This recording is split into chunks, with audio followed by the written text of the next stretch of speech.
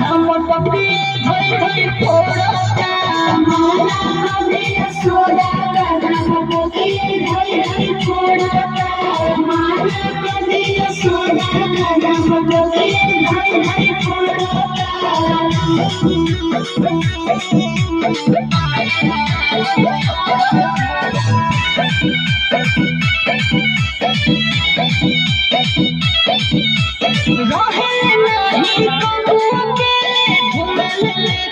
टोली हो